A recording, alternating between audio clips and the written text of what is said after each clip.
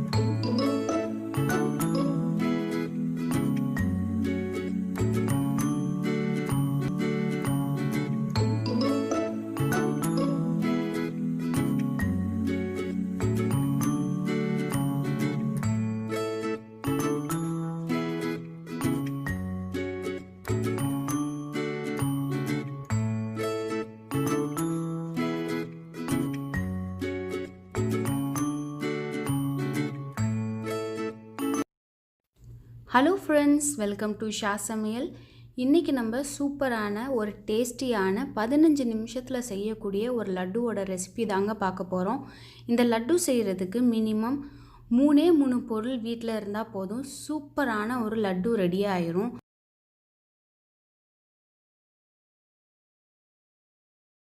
Nonstick pan எடுத்துருக்கேங்க. ஸ்டவ்வை மிதமான சூட்டில் வச்சுக்கோங்க. அதில் 2 கப் அளவு டெசிகேட்டட் கோகோனட் சேர்த்துருக்கேன். உங்கள்கிட்ட டெசிகேட்டட் கோகோனட் இல்லைன்னா நீங்கள் தேங்காய் துருவி கூட நீங்கள் யூஸ் பண்ணிக்கலாம். அதை போட்டுட்டு 1 கப் அளவு காய்ச்சி ஆற வச்ச பாலை சேர்த்துருக்கேங்க. சேர்த்து நல்லா மிக்ஸ் பண்ணணும். அந்த பால் எல்லாமே அந்த தேங்காய் அப்சர்வ் பண்ணிக்கும். அது வரைக்கும் நம்ம நல்லா மிக்ஸ் பண்ணிக்கிட்டே இருக்கணும், கைவிடாமல். இப்போ நல்லா அப்சர்வ் பண்ணிருச்சு. இந்த ஸ்டேஜில் நான் 1/2 கப் அளவு பவுடர்ட் சுகரை சேர்த்துருக்கேன். அதையும் சேர்த்து நல்லா மிக்ஸ் பண்ணணும். ஏன் நம்ம பவுடர்ட் சுகர் சேர்த்துருக்கோன்னா அப்போ தான் ஈவனாக அது மெல்ட் ஆகும். இப்போது நம்ம முழு சர்க்கரையை சேர்த்தோன்னா அங்கங்கே திப்பி திப்பியாக இருக்கும். நல்லா ஒரு அழகான ஒரு டெக்ஸ்சராக வராது. இப்போது நல்லா அந்த சர்க்கரை மெல்ட் ஆகிற வரைக்கும் மிக்ஸ் பண்ணிக்கிட்டே இருக்கணும், கைவிடாமல். இப்போ தண்ணி மாதிரி இருக்கும். இன்னும் ஒரு 3 நிமிஷத்துக்கு நீங்கள் மிதமான சூட்டில் மிக்ஸ் பண்ணிக்கிட்டே இருந்தீங்கன்னா நல்லா திக்காயிரும். நம்ம இந்த லட்டு 2 விதமாக ஸ்டஃப் பண்ண போகிறோம். ஒன்று ஒயிட் கலர்லேயும் இன்னொன்று பிங்க் கலர்லேயும். அதனால இது நல்லா மிக்ஸ் பண்ணிவிட்டு திக்கானதுக்கப்புறம் நான் 2 போர்ஷனாக பிரிச்சுருவேன். ஒரு போர்ஷனை தனியாக எடுத்து ஒரு பவுலில் எடுத்து வச்சுக்குவேன். அது நம்ம உள்ளே ஸ்டஃப் பண்ண போகிறோம். இது 2வது போர்ஷன். அதில் நான் 1 டேபிள் ஸ்பூன் அளவு ரூஅப்ஸா சேர்த்துருக்கேன். உங்கள்கிட்ட ரூஅப்ஸா இல்லைன்னா பிங்க் கலர் எசன்ஸை சேர்த்து நல்லா மிக்ஸ் பண்ணிவிட்டு நல்லா அதுக்கு மிக்ஸ் பண்ணி அதை திக்கான உடனே அதுவும் ஒரு பவுலில் தனியாக எடுத்து வச்சுக்கோங்க. இப்போ நம்ம அந்த ஒயிட் கலர் எடுத்து வச்சோம் இல்லையா, அதை சின்ன நெல்லிக்காய் இருக்கு இல்லையா, அந்த சைஸ் அளவு எடுத்திருக்கேன். அந்த பிங்க் கலர் எலுமிச்சம்பழம் சைஸில் எடுத்திருக்கேன். அந்த பிங்க் கலரை தட்டை மாதிரி தட்டிட்டு அதில் உள்ளே ஒயிட் கலர் பாலை வச்சு லட்டு பிடிப்போம் இல்லையா, அந்த மாதிரி நம்ம லட்டு பிடிச்சிட்டா நம்மளோட சூப்பரான டேஸ்டியான லட்டு ரெடி ஆயிரும். அதுக்கு மேலே நான் அழகாக இருக்கிறதுக்காக கொஞ்சமாக டெசிகேட்டட் கோகோனட்டும் பிஸ்தாவை வச்சுருக்கேன். ரொம்பவும் சூப்பராக இருக்குங்க. இது 1 வாரம் வரைக்கும் கெட்டு போகாமல் இருக்கும். ரொம்பவும் டேஸ்டியான லட்டு ரெடி ஆகிடுச்சு. உங்கள் வீட்டுக்கு யாராச்சும் கெஸ்ட்டு வந்துட்டாலும் இல்லை ஈவினிங் ஸ்நாக்ஸாகவும் நீங்கள் குழந்தைங்களுக்கு செஞ்சு. Hello friends, welcome to Shah சமையல். இன்றைக்கி நம்ம தீபாவளிக்கு லட்டு எப்படி செய்கிறது தான் பார்க்க போகிறோம். இந்த லட்டு செய்கிறதுக்கு நம்ம பூந்தியெல்லாம் பண்ணணும் தேவையே இல்லைங்க. பூந்தி பண்ணாமையே லட்டு ரொம்ப சுலபமாக செஞ்சிடலாம். பூந்தி செய்யணும். பூந்தி செஞ்சிங்கன்னா சில பூந்தி தட்டை மாதிரி ஆயிரும், உருண்டையாக வராது. அதனால ரொம்ப பெரிய வேலை. அந்த வேலை இல்லாமையே தீபாவளி டைமில் ரொம்ப சட்டுன்னு இந்த மாதிரி லட்டு செஞ்சு உங்கள் அக்கம் பக்கம்லாம் நீங்கள் கொடுக்கலாம். இந்த வீடியோவை ஸ்கிப் பண்ணாமல் கடைசி வரைக்கும் பாருங்கள். லட்டு செய்கிறதுக்கு நான் 1 கப் அளவு கடலை மாவு எடுத்திருக்கேங்க. அதில் 1/4 டீஸ்பூன் அளவு மஞ்சத்தூள் சேர்த்துருக்கேன். அப்போ தான் அது நல்ல கலர் கொடுக்கும், மஞ்சள் கலராக. 1/4 டீஸ்பூன் அளவு உப்பு சேர்த்துருக்கேன். இதெல்லாம் சேர்த்து நல்லா மிக்ஸ் பண்ணிக்கோங்க. உப்பு மஞ்சத்தூள்லாம் நல்லா அந்த கடலை மாவில் மிக்ஸ் ஆகிருக்கணும். ரொம்பவும் ஈஸியாக ரொம்ப டேஸ்டியாக இருக்கும். நம்ம சட்டுன்னு நிறையா லட்டு செய்யலாம். இப்போது கொஞ்சம் கொஞ்சமாக தண்ணி ஊற்றி இடியாப்ப மாவோட பதத்துக்கு நம்ம மாவை பிசையணும். பாருங்கள், நல்லா சாஃப்டாக இடியாப்ப மாவு பதத்துக்கு மாவு பிசைஞ்சாச்சு. இந்த மாதிரி ஒரு பிளாஸ்டிக் ஷீட் எடுத்துக்கோங்க. அதில் கொஞ்சமாக எண்ணெய் அப்ளை பண்ணிக்கோங்க. அப்ளை பண்ணிவிட்டு சின்ன பந்தளவு கடலை மாவு நம்ம சாஃப்டாக டவ் வச்சுருந்தோம் இல்லையா, அதை அந்த பிளாஸ்டிக்கில் வச்சு கையில் எண்ணெயை தடவி தடவி மெல்லிஸாக தட்டிக்கோங்க. தட்டிட்டு எல்லா மாவையும் இந்த மாதிரி தட்டி ஒரு பிளேட்டில் எடுத்து வச்சுக்கலாம், ஒரு பிளாஸ்டிக் ஷீட்டில். அப்போ தான் ஈஸியாக எடுக்க வரும். கடாயில் எண்ணெய் நல்லா சூடாக இருக்கணும். நம்ம பூரியை எப்படி வறுப்போமோ அதே மாதிரி நம்ம இந்த கடலை மாவை பூரியை நம்ம இப்படியே வறுத்து எடுத்துடணும். இதே மாதிரி ப்ரெஸ் பண்ணி விட்டால் நல்லா லைட்டாக உப்பும். நம்மளோட பூரி மாதிரிலாம் ரொம்ப உப்பாது, லைட்டாக உப்பும். நல்லா நம்ம இந்த மாதிரி 2 பக்கமும் ஃப்ரை பண்ணி எடுத்துக்கணும். ஸ்டவ்வை வந்து மீடியம் ஃப்ளேம்லேயே இருக்கட்டும். மீதம் இருக்கிற மாவுலையும் இதே மாதிரி நம்ம எல்லாம் ஃப்ரை பண்ணி தனியாக ஒரு பிளேட்டில் எடுத்து வச்சுக்கலாம். இந்த ரெசிபி பிடிச்சிருந்துச்சுன்னா லைக் பண்ணிடுங்க.